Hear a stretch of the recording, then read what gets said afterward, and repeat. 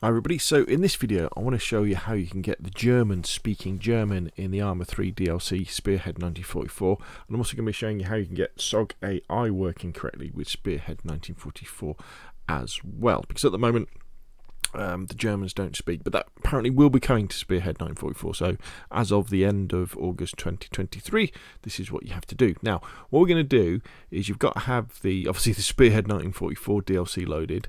We're going to load up SOG AI, so I can show you that.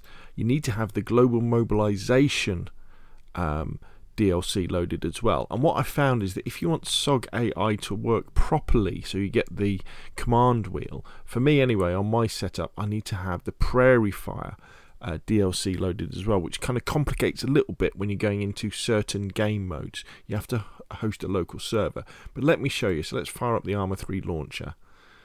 Here it comes.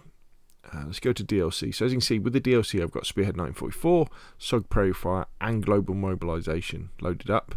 And then for my mods, I've got SOG AI. I always load up the simple single player cheat menu because it enables me to do things when I'm making videos.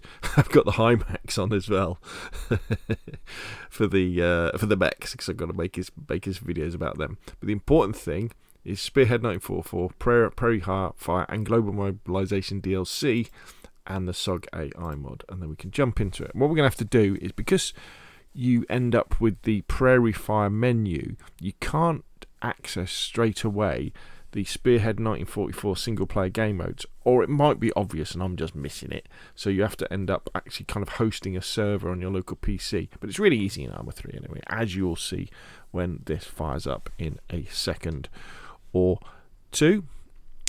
Here it comes.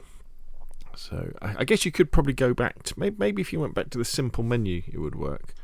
I'm not sure, but let's have a look as it fires up. And I've got just the simple Prairie Fire menu. I don't have the animated thing. So what you have to do, I think anyway, what I've got to do is you've got to go to multiplayer, server browser, and you want to look for the thing that says host server, and you just want to host a server. And then if we pick Normandy, and then we go down, you can see we have, there we go, Combat Patrol, Escape, and Warlords. So Combat Patrol is the really one we want to test it as. So we can say Combat Patrol, and we click on play. Pick yourself as the leader. We'll say OK. This takes another couple of minutes just to sort itself out and fire up the game. We're going to get to choose our area of operation in just a second too. And if you haven't checked out Spearhead 1944 for Arma 3, it's definitely worth checking out. It's really cheap. I think it's about £12 to buy. The level of detail in the DLC is absolutely fantastic of what they've done. Now I know there's a lot of criticism that it doesn't include enough compared to some of the free mods. Right, so player faction. So we're going to scroll down, we're going to look for the Wehrmacht. There we are, Spearhead Wehrmacht. The enemy faction can be the Americans, so it's like the Americans have occupied the area and we're maybe a counter-attacking force or a recon force who are coming in to do something about it. So just wait for the area of operations to fire up. There we go. How about that one in this town? So I voted for that one, so that's going to start. And I think probably if you could say the Spearhead have made a mistake, the mistake they made was not having the D-Day beaches included. What they have got included with Operation Cobra is an incredibly important part of the Normandy campaign that maybe lots of people didn't know about, and the rest, the drive to Paris couldn't have happened without Operation Cobra, and it's an integral part of the war. Right, okay, so I've spawned in, so SOG AI is up, so what you'll see now is when I press tab, I get the wheel up, and then so you can hear the Germans. Well done.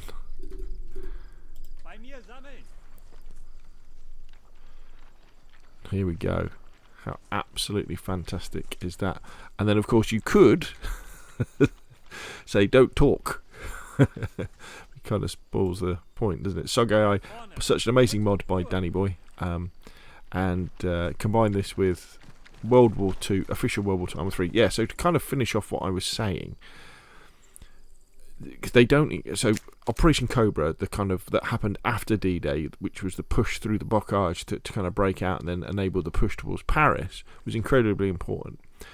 But the fact that they missed Normandy and the D-Day beaches, especially the American experience on Omaha and Utah, is so integral to, I think, to lots of people's view of what a World War II Western Europe game should have. When you don't include it, people don't like it. And there is a D-Day mod that is coming out fairly soon, where a D-Day map, and you can get Omaha beach maps right now anyway.